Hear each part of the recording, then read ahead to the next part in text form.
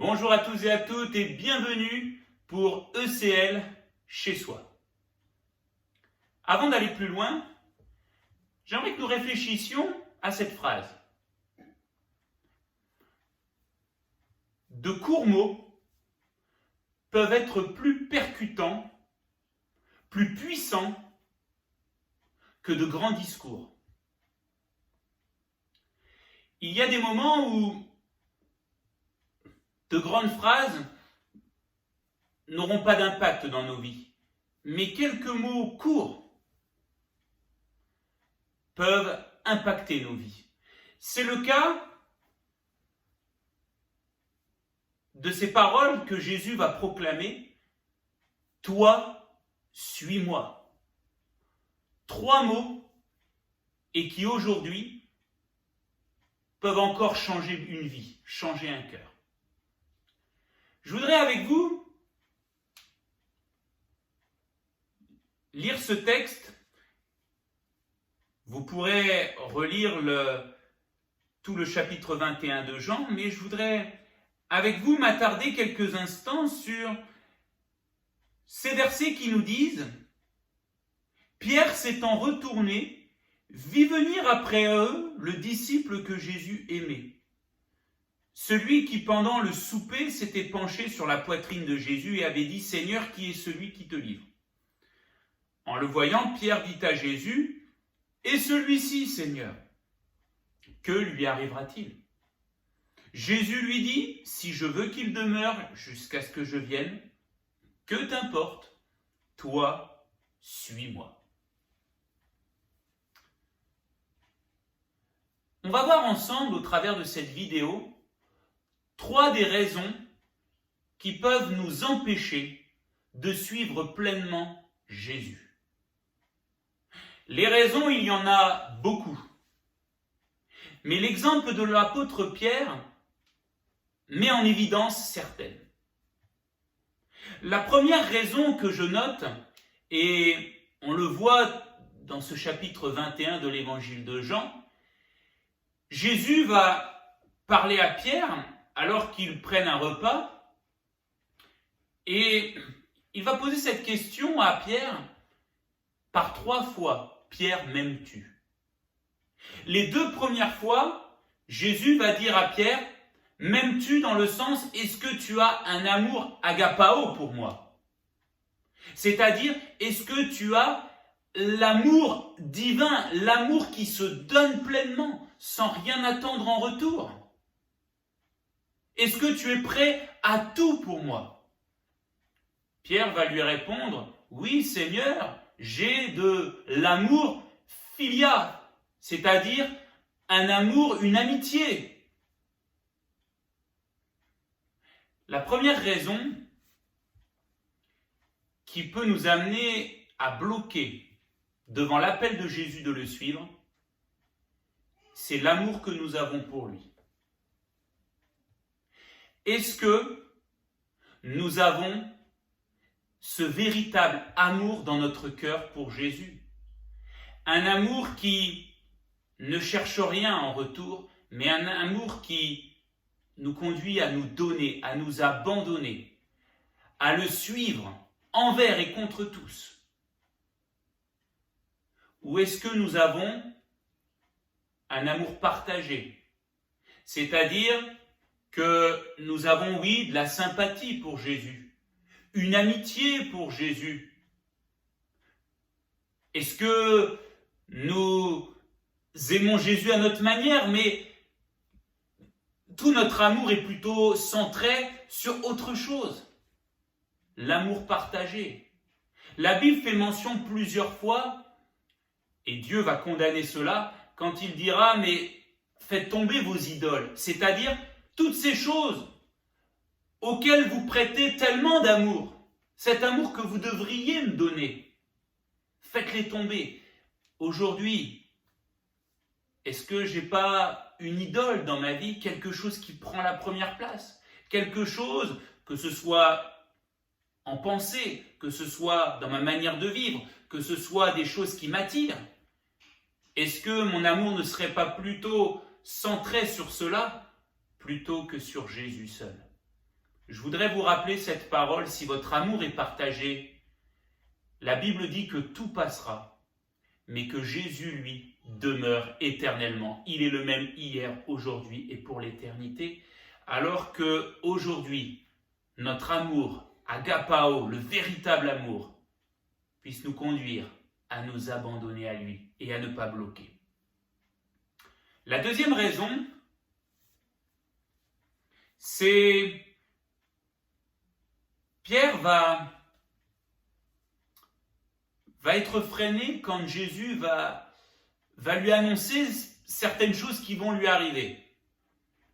Il est vrai que c'est pas très glorieux humainement, puisque Jésus est en train de lui dire, en me suivant, on va t'emmener là où tu vas pas vouloir, on va t'attacher. Jésus est en train de lui dire, il va y avoir une souffrance qui va être là.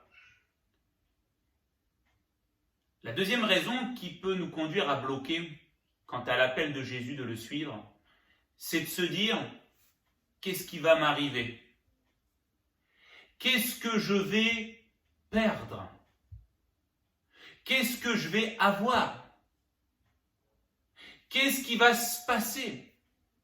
Toutes ces questions qui peuvent là tourner dans notre cœur, dans nos pensées, et nous amener à mettre le frein. Je voudrais vous dire, Jésus n'est pas celui qui veut nous attirer à lui pour nous perdre. Si la Bible nous dit que Jésus est le bon berger qui a laissé les 99 brebis de côté pour venir chercher, sauver celles qui étaient perdues, croyez-moi, Jésus ne nous a pas arrachés d'un danger et d'une destruction pour nous amener à d'autres dangers et à une destruction. Non, ce que Jésus veut pour nos vies, la Bible nous dit qu'il a des projets pour nous, des plans pour nous, des projets de paix et non de malheur afin de nous donner un avenir et de l'espérance. Et c'est vrai qu'il va y avoir des temps où des difficultés vont se présenter, des souffrances vont arriver. Et c'est ce que Jésus dit à Pierre. Oui, il va y avoir des souffrances, des difficultés, mais cela va permettre à ma gloire de se manifester au travers de ta vie. La Bible nous dira ceci, plusieurs malheurs touchent le juste, c'est-à-dire celui qui suit Dieu, qui suit Jésus. Mais de tous, l'Éternel l'en délivre.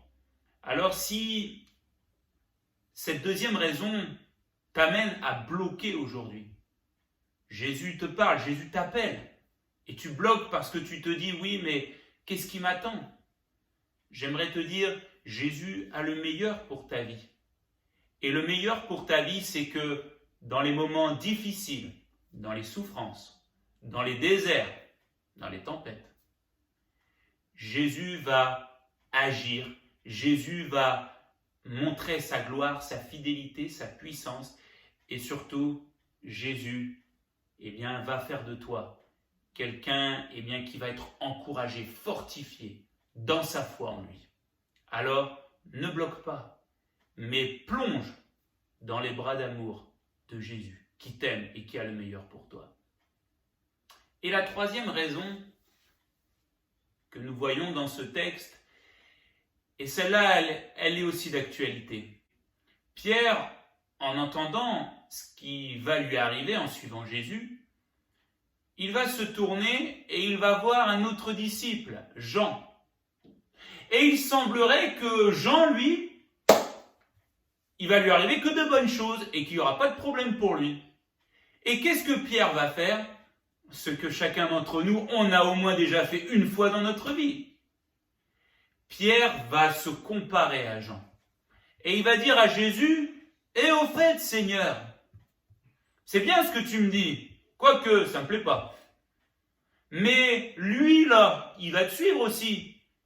Et lui, qu'est-ce qui va lui arriver? Entendez par là. Et lui, est-ce qu'il va aussi vivre les mêmes difficultés, les mêmes galères que moi, ou tout va aller bien pour lui? » Se comparer les uns aux autres. Une troisième raison qui peut nous bloquer dans notre marche avec le Seigneur. Pourquoi? Parce que quand nous nous comparons les uns et les autres, ça amène deux choses. La première, c'est que si nous nous comparons les uns aux autres, c'est qu'au fond de notre cœur, il y a de l'orgueil. Pourquoi ? Parce que, tout simplement, si je me compare à quelqu'un d'autre, c'est que, et qu'on le veuille ou non, c'est que je veux être meilleur que lui. C'est que je veux, réussir. Il y a cette envie de compétition, même si des fois on se cache derrière plein de choses. Mais quand je me compare à quelqu'un, c'est que, il y a cet orgueil qui me conduit à être comme en opposition, en challenge avec lui. Et ça, c'est quelque chose qui ne réjouit pas le cœur du Seigneur. Et puis la deuxième chose qu'entraîne le fait de se comparer les uns aux autres, c'est que ça va entraîner de grandes frustrations. Seigneur, lui, il passe pas par la maladie. Moi, j'y passe. J'ai pas envie de te suivre. Seigneur, lui, il a beaucoup de finances. Moi, en ce moment, j'ai pas beaucoup de finances. J'ai pas envie de te suivre. Ouais, mais lui, il y a beaucoup de gens qui l'aiment. Moi, j'ai l'impression que personne m'écoute. J'ai pas envie de te suivre. Voilà ce qu'entraîne le fait de se comparer les uns aux autres. Et c'est pour cela que Jésus va dire à Pierre, et c'est la même parole que Jésus nous dit, que t'importe ce qui va lui arriver. Toi, suis-moi. La vie chrétienne, ce n'est pas une vie où on s'oppose les uns aux autres. La vie chrétienne, c'est déjà nous, seul à seul avec le Seigneur. La vie chrétienne, c'est une vie déjà entre nous et le Seigneur. Et Jésus ne veut qu'aucune de ces raisons grandisse dans nos vies, mais il veut au contraire que toutes ces raisons soient balayées, bannies, pour que nous puissions le suivre, parce que le meilleur est avec lui. Je terminerai en disant que l'apôtre Paul, qui aurait pu être harcelé par toutes ces raisons, vu ce qu'il a vécu, va dire ceci: je sais que les souffrances ici-bas ne sont rien par rapport à la gloire à venir, la gloire avec Jésus, la gloire dans le ciel, la gloire pour l'éternité. Alors, que le Seigneur nous aide, que le Seigneur nous bénisse et que nous puissions suivre pleinement Jésus. Et s'il nous arrive peut-être d'avoir ces combats avec ces raisonnements, que nous puissions les balayer en confessant cette merveilleuse parole que Jésus est celui qui ne nous laissera pas, qui ne nous abandonnera jamais. Seigneur Jésus, merci pour ton appel. Merci pour tes bras qui sont grands ouverts. Merci Jésus parce que tu ne mets pas dehors celui qui répond à ton appel, mais au contraire tu l'accueilles. Seigneur, quoi qu'on ait fait, qui qu'on soit, avec le passé qu'on a, le présent aussi, et notre avenir, Seigneur, tu nous reçois et tu es celui qui nous aime. Seigneur Jésus, tu n'as pas peur de nous demander de t'aimer de tout notre cœur parce que toi, tu nous aimes de tout ton cœur. Seigneur Jésus, tu nous demandes de nous abandonner à toi, même si peut-être des craintes sont là, parce que, Seigneur, toi, tu as été jusqu'à la croix par amour pour nous sauver. Et Seigneur, Jésus, c'est vrai, merci parce que tu n'as pas été celui qui a fait un tri sélectif parmi nous, mais au contraire, ton appel est lancé à chacun d'entre nous parce que tu nous aimes tous et tu as un plan pour chacun d'entre nous. Alors merci pour tout, Jésus, et je prie pour que encore un grand nombre puisse répondre à cet appel. Toi, suis-moi. Amen. Je vous souhaite une bonne continuation. N'hésitez pas à aller sur la chaîne YouTube CL Cavaillon-Luberon, à écouter ces messages, à liker, à commenter. Et puis on se retrouve bientôt pour une nouvelle vidéo. Que le Seigneur vous bénisse et n'oubliez pas, le meilleur est avec Jésus. À bientôt.